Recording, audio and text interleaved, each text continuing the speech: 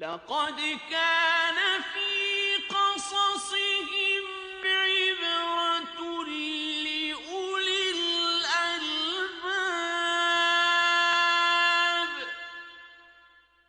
ان کے قصے میں عقل مندوں کے لیے عبرت ہے۔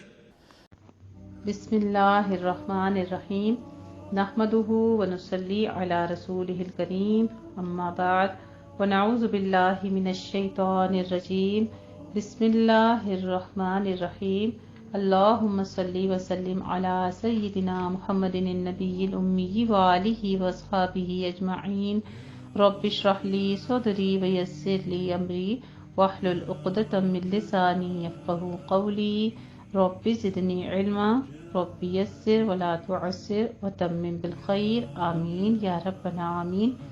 الحمدللہ جی، ہم پڑھ رہے ہیں قصص القرآن، اور اس میں انبیاء کرام کے قصے جو قرآن مجید میں واقع ہیں ہم وہ تمام تذکرہ کریں گے انشاءاللہ تعالی۔ آج ہم پڑھنے لگے ہیں اس میں حضرت اسماعیل علیہ السلام کا قصہ، جو کہ حضرت ابراہیم علیہ السلام کے بیٹے تھے اور اولو العزم پیغمبر تھے حضرت ابراہیم علیہ السلام، اور اللہ تعالیٰ نے ان کے لیے ایک معجزاتی طور پر اتنی طویل عمر میں جا کے پھر ان کو بیٹے کی بشارت دی، اور پھر ان کے ہاں جو بیٹا ہوا جس کو اللہ تعالیٰ نے اولو العزم کہا ہے، علم والا کہا ہے، وہ حضرت اسماعیل علیہ السلام، جن کا آج ہم قصہ پڑھنے لگے ہیں۔ تو اس سے پہلے میں اللہ سبحانہ و تعالیٰ کی حمد و ثنا بیان کرتی ہوں۔ الحمدللہ الحمدللہ حمدا کثیرا طیبا مبارکا فیہ، ملء السماوات وملء الأرض وملء ما شاء من شيء بعد، الحمد لله على نعمه الكثيرة وعطائه الجزيل وفضله العميم، أحمده سبحانه حمدا يليق بعظمته ويوافي جوده وكرمه، لا إله إلا الله وحده لا شريك له، المتفرد بالعطاء والكرم۔ تمام قسم کی تعریف اللہ کے لیے ہے، بہت زیادہ پاکیزہ حمد اور بابرکت تعریف آسمانوں اور زمینوں کو بھر کے، اور ان کے بعد جو چاہے وہ اس کو بھر کے۔ تمام قسم کی حمد اللہ کے لیے ہے، اس کی بے شمار نعمتوں پر، اس کے بھاری عطیات پر، اور اس کے اس فضل و مہربانی پر جو اس کی تمام مخلوق کو شامل ہے۔ میں اللہ سبحانہ و تعالیٰ کی ایسی حمد بیان کرتی ہوں جو اس کی عظمت کے لائق ہے، اور جو اس کی سخاوت اور فضل و کرم کے اوپر پورا اترنے والی ہے۔ اللہ کے سوا کوئی معبود برحق نہیں، وہ اکیلا ہے، اس کا کوئی شریک نہیں، وہ عطا کرنے اور کرم نوازی کرنے میں اکیلا ہے بے شک۔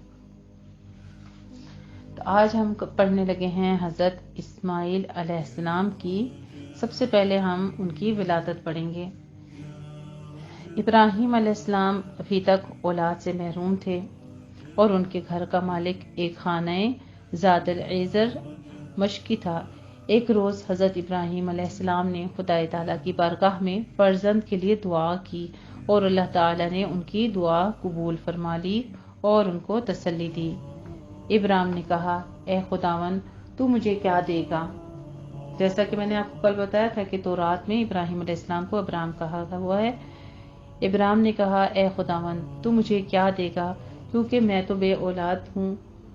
تو آپ علیہ السلام کے بارے میں آتا ہے کہ انہوں نے جب اللہ تعالیٰ سے ایسے دعا کی اور کہا کہ میرے گھر کا مختار مشکل عزر ہے، پھر ابراہیم علیہ السلام نے فرما دیا کہ یا رب میرے ہاں وارث کیسے ہوگا، اتنا بڑھاپا آ چکا ہے، میری پشت کمزور ہو چکی ہے۔ اللہ تعالیٰ کی طرف سے حکم ہوا، اللہ سبحانہ تعالیٰ نے ان کو فرمایا کہ یہ ایک تیرا وارث ہوگا، بلکہ وہ تیری سلب سے پیدا ہوگا، وہی تیرا وارث بھی بنے گا۔ اور یہ دعا اس طرح قبول ہوئی کہ حضرت ابراہیم علیہ السلام کی چھوٹی بیوی حضرت ہاجرہ رضی اللہ تعالی عنہا حاملہ ہوئیں، اور وہ حاجرہ رضی اللہ تعالیٰ عنہ کے پاس گئے اور وہ حاملہ ہوئی۔ جب حضرت سارہ رضی اللہ تعالیٰ عنہ کو یہ پتہ چلا تو انہیں بے تقاضائے بشریت حاجرہ رضی اللہ تعالیٰ عنہ سے رشک پیدا ہو گیا اور انہوں نے حضرت حاجرہ رضی اللہ تعالیٰ عنہ کو تنگ کرنا شروع کر دیا۔ حضرت حاجرہ رضی اللہ تعالیٰ عنہ مجبور ہو کر ان کے پاس چلی گئیں اور خداوند کے فرشتے نے اسے امید میں پانی کے ایک چشمے کے پاس پایا، یعنی اس چشمے کے پاس جو سور کی راہ پر ہے، اور اس نے کہا کہ اے سری کے لونڈی حاجرہ، تو کہاں سے آئی ہے، وہ کدھر جاتی ہے؟ وہ بولی کہ میں اپنی بی بی سری کے سامنے سے بھاگی ہوں، اور خداوند کے فرشتے نے اسے کہا کہ میں تیری اولاد کو بہت بڑھاؤں گا کہ وہ کثرت سے گنی نہ جائے، اور خداوند کے فرشتے نے اسے کہا کہ تو اپنی بیوی کے پاس پھر جا اور اس کے تابع رہ۔ پھر خداوند کے فرشتے نے اسے کہا کہ تو حاملہ ہے اور ایک بیٹا جنے گی، اس کا نام اسماعیل رکھنا، کہ خداوند نے تیرا دکھ سن لیا ہے، اور وہ وحشی بدوی آدمی ہوگا، اس کا ہاتھ سب کے ہاتھ اس کے برخلاف ہوں گے، اور وہ اپنے سب بھائیوں کے سامنے بود و باش پیدا کرے گا۔ یہ حضرت اسماعیل علیہ السلام کی پیدائش کے باب میں لکھا ہوا ہے۔ حضرت حاجرہ رضی اللہ تعالیٰ عنہ جس مقام پر فرشتے سے ہم کلام ہوئیں، اس جگہ ایک کنواں تھا۔ حاجرہ رضی اللہ تعالیٰ عنہ نے یادگار کے طور پر اس کا نام زندہ نظر آنے والا کنواں رکھا۔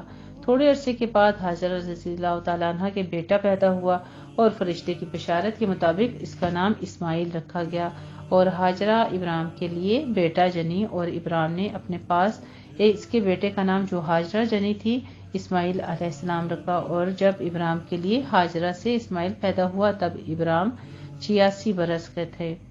اللہ سبحانہ وتعالیٰ نے اسماعیل علیہ السلام کے بعد ابراہیم علیہ السلام کو اسحاق علیہ السلام کی بشارت دی، جیسا کہ ابھی مفصل ذکر آئے گا، مگر ابراہیم علیہ السلام نے اس بشارت پر چنداں مسرت کا اظہار نہیں کیا، اور اس کی جگہ یہ دعا مانگی، اور یہ دعا جب آگے ذکر آ رہی ہے، اور ابراہیم نے خدا سے کہا کہ کاش اسماعیل تیرے حضور جیتا رہے، اور اللہ تعالیٰ نے حضرت ابراہیم علیہ السلام کی اس دعا کا یہ جواب دیا، اسماعیل کے حق میں میں نے تیری سنی، دیکھ میں اسے برکت دوں گا اور اسے برومند کروں گا، اور اس کا بہت ہی بڑھاؤ دوں گا، یعنی اس کی اولادوں میں سے بھی آگے انبیاء ہوں گے، اور اس کے بعد سردار پیدا ہوں گے، 12 سردار جن کو کہا گیا ہے، اور میں اس کو بڑی قوم بناؤں گا۔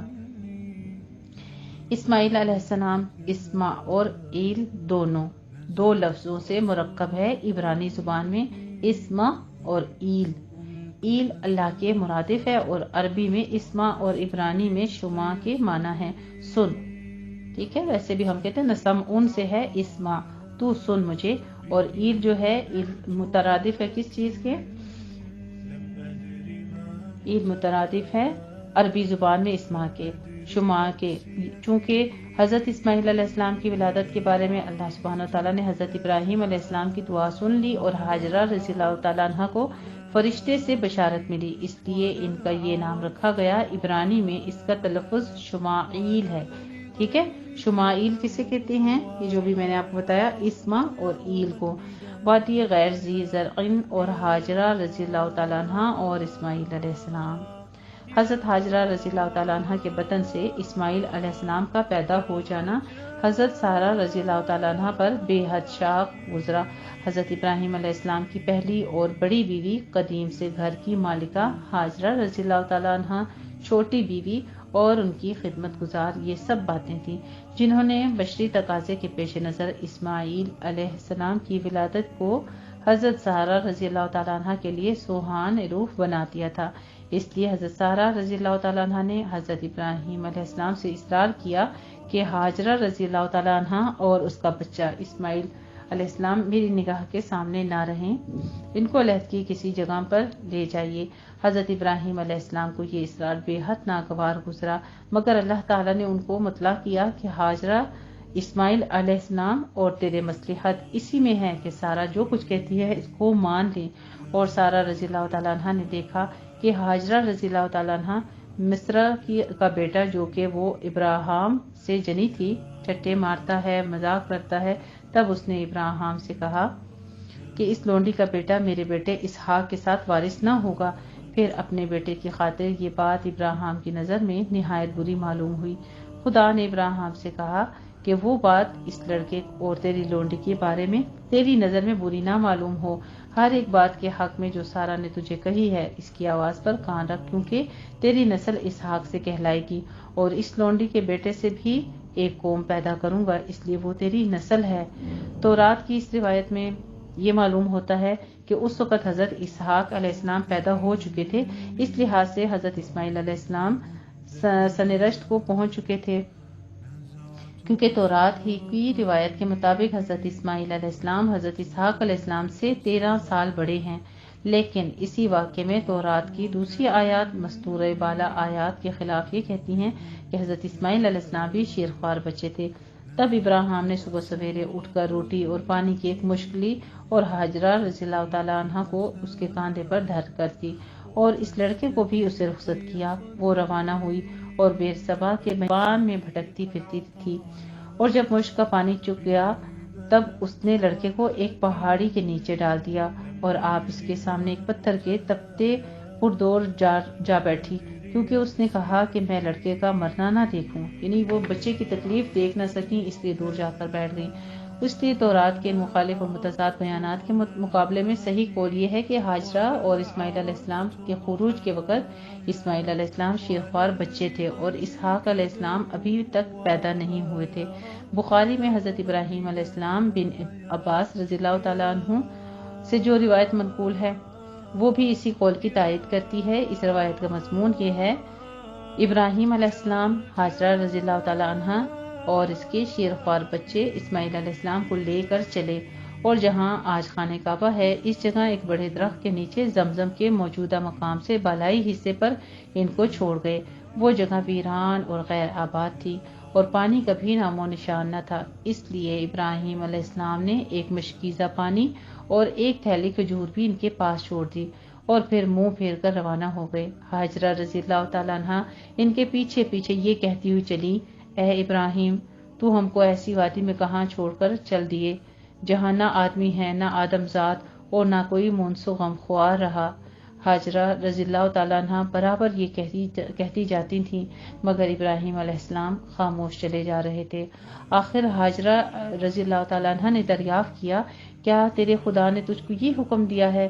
تب حضرت ابراہیم علیہ السلام نے فرمایا: ہاں، یہ خدا کے حکم سے ہے۔ ہاجرہ رضی اللہ تعالیٰ عنہ نے جب یہ سنا تو کہنے لگیں: اگر یہ اللہ کا حکم ہے تو بلا شبہ وہ ہم کو ضائع اور برباد نہیں کرے گا، اور پھر واپس لوٹ آئیں۔ ابراہیم علیہ السلام چلتے چلتے جب ایک ٹیلے پر ایسی جگہ پہنچے کہ ان کے اہل و عیال نگاہ سے اوجھل ہو گئے تو اس جانب جہاں کعبہ ہے رخ کیا اور ہاتھ اٹھا کر یہ دعا مانگی۔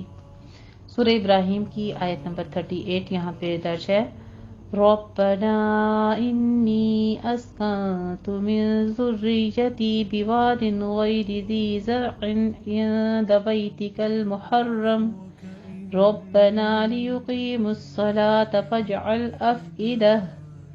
فاجعل أفئدة من الناس تهوی الیہم وارزقهم من الثمرات لعلهم یشکرون۔ اے ہم سب کے پروردگار، تو دیکھ رہا ہے ایک ایسے میدان میں جہاں کھیتی کا نام و نشان نہیں ہے، میں نے اپنے بعض اولاد تیرے محترم گھر کے پاس لا کر بسائی ہے کہ نماز قائم رکھیں، تاکہ یہ محترم گھر عبادت گزاران توحید سے خالی نہ رہے۔ بس تو اپنے فضل و کرم سے ایسا کر کہ لوگوں کے دل ان کی طرف مائل ہو جائیں، اور ان کے لیے زمین کی پیداوار سے سامان رزق مہیا کر دے تاکہ تیرے شکر گزار ہو جائیں۔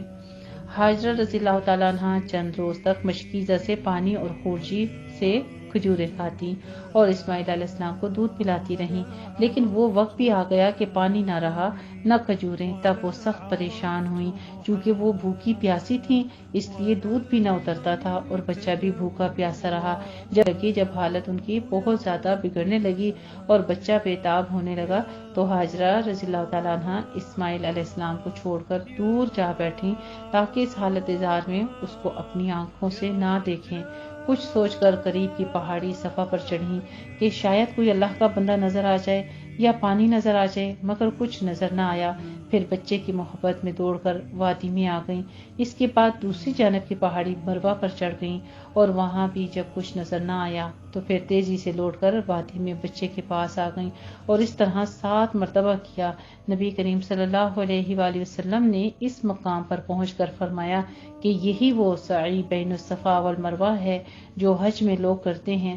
آخر میں جب وہ مروہ پر تھیں تو کانوں میں ایک آواز آئی، چونکہ اور دل میں کہنے لگی کہ کوئی پکارتا ہے۔ کان لگایا تو پھر آواز آئی۔ ہاجرہ رضی اللہ تعالیٰ عنہ کہنے لگی، اگر تم میری مدد کر سکتے ہو تو سامنے آؤ، تمہاری آواز سنی گئی۔ دیکھا تو خدا کا فرشتہ جبرائیل علیہ السلام تھے۔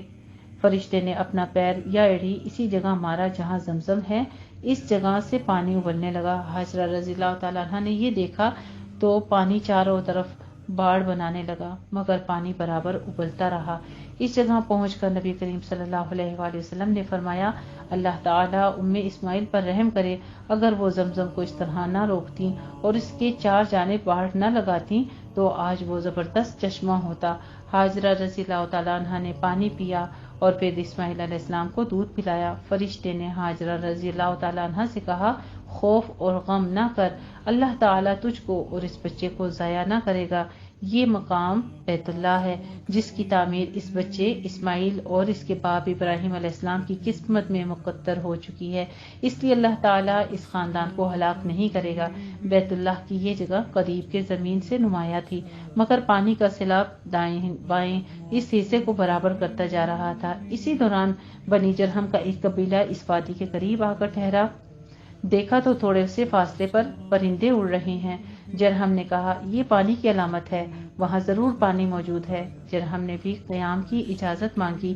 حاجرہ رضی اللہ تعالیٰ عنہ نے فرمایا، قیام کر سکتے ہو لیکن پانی میں ملکیت کے حصے دار نہیں ہو سکتے۔ بنی جرہم نے یہ بات بخوشی منظور کر لی اور وہیں مقیم ہو گئے۔ رسول اللہ صلی اللہ علیہ وآلہ وسلم نے فرمایا کہ حاجرہ رضی اللہ تعالیٰ عنہ خود بھی باہمی انس و رفاقت کے لیے یہ چاہتی تھی کہ کوئی یہاں آ کر مقیم ہو، اس لیے انہوں نے مسرت کے ساتھ بنی جرہم کو قیام کی اجازت دے دی۔ بنی جرہم نے آدمی بھیج کر اپنے باقی ماندہ اہل خاندان کو بھی بلا لیا اور یہاں مکانات بنا کر رہنے سہنے لگے۔ انہی میں اسماعیل علیہ السلام بھی رہتے اور کھیلتے اور ان سے ان کی زبان سیکھتے۔ جب اسماعیل علیہ السلام بڑے ہو گئے تو ان کا طرز و انداز اور ان کی خوبصورت بنی جرہم کو بہت بھائی اور انہوں نے اپنے خاندان کی لڑکی سے ان کی شادی کر دی۔ اس کے کچھ عرصے کے بعد حاجرہ رضی اللہ تعالیٰ عنہ کا انتقال ہو گیا۔ ابراہیم علیہ السلام برابر اپنے اہل و عیال کو دیکھنے آتے رہتے تھے۔ ایک مرتبہ تشریف لائے تو اسماعیل علیہ السلام گھر پر نہ تھے۔ ان کی اہلیہ سے دریافت کیا تو انہوں نے جواب دیا کہ روزی کی تلاش میں باہر گئی ہیں۔ ابراہیم علیہ السلام نے دریافت کیا کہ گزران کی کیا حالت ہے؟ وہ کہنے لگی، سخت مصیبت اور پریشانی میں ہیں اور سخت دکھ اور تکلیف میں۔ ابراہیم علیہ السلام نے یہ سن کر فرمایا، اسماعیل علیہ السلام سے میرا سلام کہہ دینا اور کہنا کہ اپنے دروازے کی چوکھٹ تبدیل کر دو۔ اسماعیل علیہ السلام واپس آئے تو ابراہیم علیہ السلام کی نور نبوت کے اثرات پائے۔ پوچھا کہ کوئی شخص آیا تھا یہاں؟ بی بی نے سارا قصہ سنایا اور پیغام بھی۔ اسماعیل علیہ السلام نے فرمایا کہ وہ میرے بابا ابراہیم تھے اور یہ ان کا مشورہ ہے کہ میں تجھ کو طلاق دے دوں، لہٰذا میں تجھ کو جدا کرتا ہوں۔ اسماعیل علیہ السلام نے پھر دوسری شادی کر لی۔ ایک مرتبہ ابراہیم علیہ السلام پھر اسماعیل علیہ السلام کی غیبت میں آئے، اسی طرح ان کی بیوی سے سوال کیے۔ بی بی نے کہا، خدا کا شکر احسان ہے، اچھی طرح گزر رہی ہے۔ دریافت کیا کہ کھانے کو کیا ملتا ہے؟ اسماعیل علیہ السلام کی بیوی نے جواب دیا، گوشت۔ ابراہیم علیہ السلام نے پوچھا، اور پینے کو؟ اس نے جواب دیا، پانی۔ تب ابراہیم علیہ السلام نے دعا مانگی، اللہم بارک لہم فی اللحم والماء، اے اللہ ان کے گوشت اور پانی میں برکت عطا فرما۔ اور چلتے ہوئے پیغام دے گئے کہ اپنے دروازے کی چوکھٹ کو محفوظ رکھنا۔ حضرت اسماعیل علیہ السلام آئے تو ان کی بیوی نے تمام واقعہ دہرایا اور پیغام بھی سنایا۔ اسماعیل علیہ السلام نے فرمایا کہ وہ میرے بابا ابراہیم تھے اور ان کا یہ پیغام ہے کہ تو میری زندگی بھر رفیق حیات رہے الی آخر۔ یہ طویل روایت بخاری کتاب الرؤیا اور کتاب الانبیاء انبیاء میں 2 جگہ منقول ہے، اور دونوں سے یہی ثابت ہوتا ہے کہ اسماعیل علیہ السلام وادی غیر ذی زرع یعنی بن کھیتی کی سرزمین یعنی مکہ میں بحالت شیرخوارگی میں پہنچے تھے، مگر سید سلیمان ندوی ارض القرآن میں تورات کی روایت کی تردید یا تصحیح کرتے ہوئے یہ تحریر فرماتے ہیں کہ اسماعیل علیہ السلام اس وقت سن رشد کو پہنچ چکے تھے، اور قرآن کی ان آیات سے استدلال کرتے ہیں۔ یہاں پہ سورہ صافات کی آیت نمبر 100 سے 113 درج ہے، رَبِّ هَبْ لِي مِنَ الصَّالِحِينَ فَبَشَّرْنَاهُ بِغُلَامٍ حَلِيمٍ فَلَمَّا بَلَغَ مَعَهُ السَّعْيَ قَالَ يَا بُنَيَّ إِنِّي أَرَى فِي الْمَنَامِ أَنِّي أَذْبَحُكَ فَانظُرْ مَاذَا تَرَىٰ قَالَ يَا أَبَتِ افْعَلْ مَا تُؤْمَرُ سَتَجِدُنِي إِن شَاءَ اللَّهُ مِنَ الصَّابِرِينَ۔ الی آخر ہیں یہ آیات مبارکہ۔ میں آپ سے ترجمہ اس کا بیان کر دیتی ہوں۔ اے پروردگار، عطا کر مجھ کو نیک لڑکا، پس بشارت دی ہم نے اس کو بردبار لڑکے کی۔ پھر جب پہنچا وہ اس سن کو کہ باپ کے ساتھ دوڑے، تو باپ نے کہا، میرے بیٹے، میں نے خواب میں دیکھا ہے کہ میں تم کو ذبح کر رہا ہوں، دیکھو تم کیا سمجھتے ہو؟ بیٹے نے کہا، میرے باپ، جو حکم دیا گیا ہے کر گزرو، مجھے صابر پاؤ گے۔ اور ہم نے ابراہیم علیہ السلام کو اسحاق علیہ السلام کی بشارت دی، جو نبی ہوگا اور نیکوکاروں میں سے ہوگا، اور اس پر اور اسحاق پر برکت نازل کی۔ اسی طرح سے سورہ ابراہیم کی آیت درج ہے، آیت نمبر 37، اے میرے پروردگار، میں نے بسایا ہے اپنی اولاد میں سے بن کھیتی کی سرزمین میں تیرے محترم گھر کے پاس، اور آخر میں ہے الحمدللہ الذی وہب لی علی الکبر اسماعیل و اسحاق۔ آیت نمبر 39 میں سب تعریفیں اس اللہ کے لیے ہیں جس نے بخشا مجھ کو بڑھاپے میں اسماعیل اور اسحاق۔ تو یہاں وجہ استدلال کی یہ ہے کہ صافات کی پہلی آیت میں بلغ معہ السعی سے معلوم ہوتا ہے کہ اسماعیل علیہ السلام سن رشد تک حضرت ابراہیم علیہ السلام کے ساتھ رہے، اور آخر کی آیات بتاتی ہیں کہ اسحاق علیہ السلام پیدا ہو چکے تھے، اور اسماعیل علیہ السلام اسحاق علیہ السلام سے 13 سال بڑے تھے۔ اور سورہ ابراہیم کی آیتوں سے بھی معلوم ہوتا ہے کہ اسماعیل علیہ السلام جب مکہ میں لائے گئے تو وہ سن رشد کو پہنچ چکے تھے، تبھی تو ابراہیم علیہ السلام نے اس دعا کو کیا، یعنی دونوں کا ذکر فرمایا تھا۔ اس میں ایک صاحب بخاری کی روایت کو ابن عباس پر موقوف اور اسرائیلیات سے قرار دیتے ہیں، مگر سید صاحب کا یہ دعویٰ صحیح نہیں ہے۔ اب آگے ہم کرنے لگے ہیں حضرت اسماعیل علیہ السلام کے بارے میں، جو حضرت ابراہیم علیہ السلام نے دعا کی تھی سورہ صافات کی، اس کے بعد ان کی بشارت کا تذکرہ ہے، اور اس کے بعد ان کے ختنہ کے بارے میں۔ جب حضرت ابراہیم علیہ السلام کی عمر 99 سال ہوئی اور حضرت اسماعیل علیہ السلام کی 13 سال، تو اللہ تعالیٰ کا حکم آیا کہ ختنہ کرو۔ ابراہیم علیہ السلام نے تعمیل حکم میں پہلے اپنی ختنہ کی، اور اس کے بعد اسماعیل علیہ السلام اور تمام خانہ زادوں اور غلاموں کو ختنہ کرائیں۔ تب ابراہیم نے اپنے بیٹے اسماعیل اور سب خانہ زادوں اور اپنے سب زرخریدوں کو، یعنی ابراہیم کے گھر کے لوگوں میں جتنے مرد تھے سب کو لیا، اور اس روز ان کا ختنہ کیا، جس طرح اللہ نے ان کو فرمایا تھا۔ جس وقت ابراہیم کا ختنہ ہوا تو 99 برس کے تھے، اور جب اس کے بیٹے اسماعیل علیہ السلام کا ختنہ ہوا تو وہ 13 برس کے تھے۔ یہ بابت پیدائش میں تورات میں درج ہے، یعنی رسم ختنہ آج بھی ملت ابراہیمی کا شعار ہے اور سنت ابراہیمی کے نام سے مشہور ہے۔ ذبیح عظیم کے نام سے جو ہے اس واقعے کو تفصیلاً یہاں پہ لکھا گیا ہے، مختصر آپ کے ساتھ بیان کروں گی۔ مقربین بارگاہ الہی کے ساتھ اللہ تعالیٰ کا معاملہ وہ نہیں ہوتا جو کہ عام انسانوں کے ساتھ ہے۔ ان کو امتحان اور آزمائش کی سخت سے سخت منزلوں سے گزرنا پڑتا ہے، اور قدم قدم پر جا سپاری اور تسلیم اور رضا کا مظاہرہ کرنا ہوتا ہے۔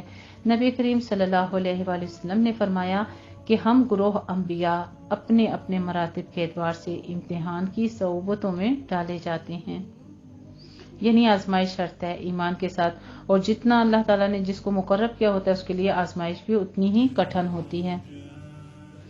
جب ان کو آگ میں ڈالا گیا، ابراہیم علیہ السلام کی بھی چونکہ جلیل القدر نبی تھے اور پیغمبر تھے، اس لیے ان کو بھی مختلف آزمائشوں سے دوچار ہونا پڑا، اور اپنی جلالت قدر کے لحاظ سے ہر دفعہ امتحان میں کامل اور مکمل ثابت ہوئے۔ جب ان کو آگ میں ڈالا گیا تو اس وقت جس صبر اور رضا بقضائے الہی کا انہوں نے ثبوت دیا اور جس عزم اور استقامت کو پیش کیا وہ انہی کا حصہ تھا۔ اس کے بعد جب حضرت اسماعیل علیہ السلام اور حضرت ہاجرہ رضی اللہ تعالی عنہا کو فاران کے بیان میں چھوڑ کر آنے کا حکم ملا تو وہ بھی معمولی امتحان نہ تھا، آزمائش اور سخت آزمائش کا وقت تھا۔ یعنی یہ کتنی بڑھاپے میں جا کے اولاد نصیب ہوتی ہے اور پھر آدمی کا ساتھ چھوٹ جائے، کتنی بڑی آزمائش تھی یہ بھی۔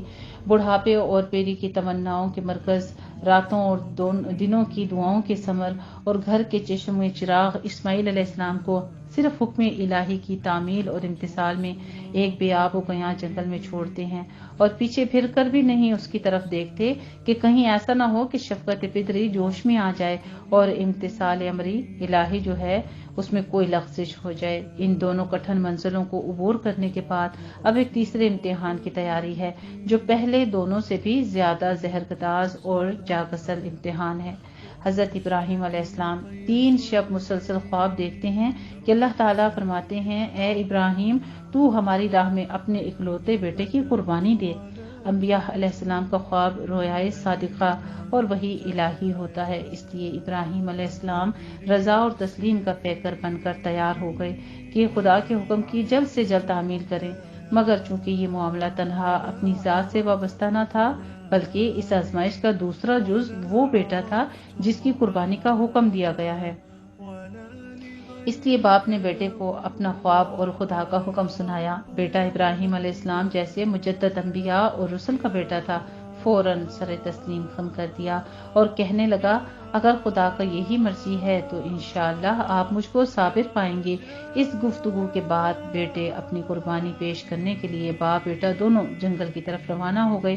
باپ نے بیٹے کی مرضی پا کر مذبوح جانور کی طرح ہاتھ پیر جو تھے وہ باندھے، چھری کو تیز کیا اور بیٹے کو پیشانی کے بل بچھاڑ کر ذبح کرنے لگے۔ فوراً خدا کی وحی ابراہیم علیہ السلام پر نازل ہوئی، اے ابراہیم تو نے اپنا خواب سچ کر دکھلایا، بے شک یہ بہت سخت اور کٹھن آزمائش تھی، اب لڑکے کو چھوڑ اور تیرے پاس جو یہ مینڈھا کھڑا ہے اس کو بیٹے کے بدلے میں ذبح کر، ہم نیکوکاروں کو اسی طرح نوازا کرتے ہیں۔ ابراہیم علیہ السلام نے پیچھے مڑ کر دیکھا تو جھاڑی کے قریب ایک مینڈھا کھڑا ہے۔ حضرت ابراہیم علیہ السلام نے خدا کا شکر ادا کرتے ہوئے اس مینڈھے کو ذبح کیا۔ یہی وہ قربانی ہے جو اللہ سبحانہ تعالیٰ کی بارگاہ میں ایسی مقبول ہوئی کہ بطور یادگار کے ہمیشہ کے لیے ملت ابراہیمی کا شعار قرار پائی، اور آج بھی ذی الحج کی 10ویں تاریخ کو تمام دنیا اسلام میں یہ شعار اسی طرح منایا جاتا ہے۔ مگر اس پورے واقعے سے یہ ثابت نہیں ہوا کہ ابراہیم علیہ السلام کی اولاد میں سے ذبیح کون ہے، اسماعیل علیہ السلام یا اسحاق علیہ السلام۔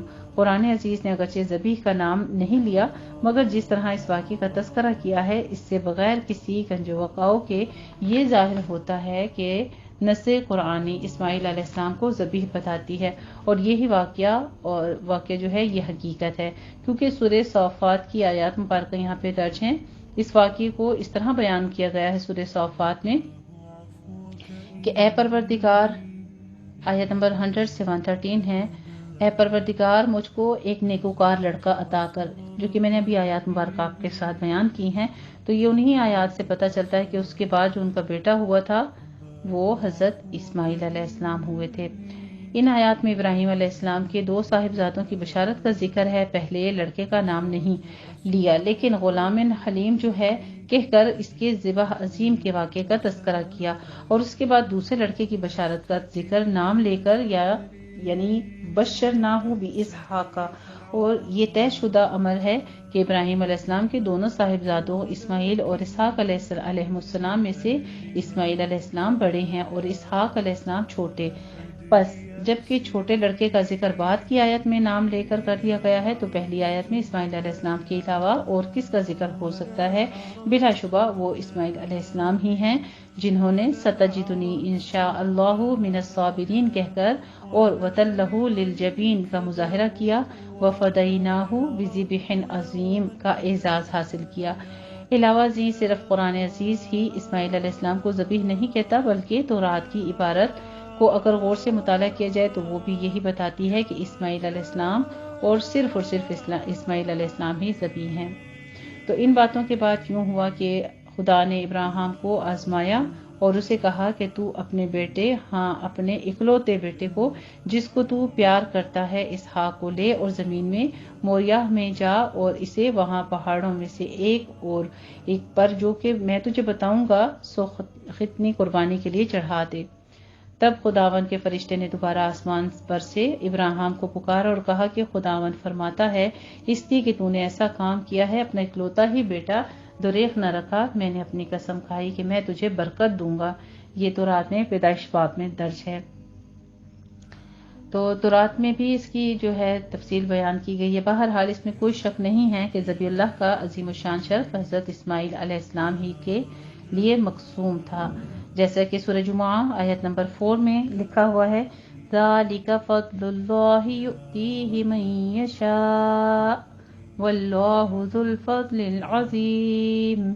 یہ اللہ کا فضل ہے، جس کو وہ چاہے اس کو دے، اور اللہ بڑے فضل والا ہے۔ یہ اللہ کا فضل ہے۔ کون سا فضل؟ سخت تعجب ہے کہ چند علماء اسلام میں بھی اس غلطی میں مبتلا نظر آ رہے ہیں کہ ذبیح اسماعیل علیہ السلام نہ تھے یا اسحاق علیہ السلام تھے، اور جو دلائل انہوں نے اس سلسلے میں بیان کیے ہیں، افسوس کہ ہم اس سے متفق نہیں ہو سکتے، کیونکہ ان کی بنیادوں اساس محض وہم اور گمان پر قائم ہیں۔ جبکہ سورہ صافات کی مستورہ آیات جو ہیں وہ تصدیق کرتی ہیں غلام حلیم کے ساتھ بھی، اور وبشرناہ بغلام حلیم کا جو ذکر ہے وہ اسماعیل علیہ السلام کے ساتھ تھا، اور اسحاق علیہ السلام کا نام جو ہے وہ باقاعدہ طور پر لیا گیا ہے۔ علاوہ یہ واقعہ مکہ کے قریب مینا میں پیش آیا ہے، اور تورات کا جملہ اکلوتا بیٹا اس بات کی زندہ شہادت ہے کہ ابھی تک حضرت اسحاق علیہ السلام کی ولادت بھی نہیں ہوئی، لہٰذا تورات کا اس واقعے کا موریہ کے قریب بتانا اسی قسم کی تحریف ہے جس سے تورات کا کوئی باب خالی نہیں ہے، اور جس کا انکار بداہت کا انکار ہے۔ یہ مسئلہ اگرچہ بہت زیادہ تفصیل طلب ہے، لیکن ہم نے صرف ضروری امور کے بیان کر دینے میں اکتفا کیا ہے۔ الحمدللہ رب العالمین۔ یہ تھا ہمارا حضرت اسماعیل علیہ السلام کی پیدائش سے ختنہ تک کا تذکرہ اور ان کا آب زمزم کا واقعہ۔ تو آپ نے کیا سیکھا حضرت ابراہیم علیہ السلام کے بیٹے اسماعیل علیہ السلام کے اس واقعے سے؟ ہمیں کچھ باتیں جو ہیں یہاں پر یہی سیکھنے کو ملی ہیں کہ جب والدین جو ہیں اللہ تعالیٰ کے اطاعت گزار ہوتے ہیں تو اولادیں بھی اسی طرح کی پروان چڑھتی ہیں۔ یہاں پر ماں کا صبر دیکھیے اور اللہ کی راہ میں قربانیاں دیکھیے والدین کی، تو اولادیں بھی اسی طرح نیک پروان چڑھتی ہیں، اور اللہ رب العزت ان کی زندگیوں میں بھی برکت ڈالتے ہیں، ان کے ایمان میں بھی۔ تو کل انشاءاللہ تعالی مزید حصے کے ساتھ ملتے ہیں۔ وآخر دعوانا الحمدللہ، جزاکم اللہ۔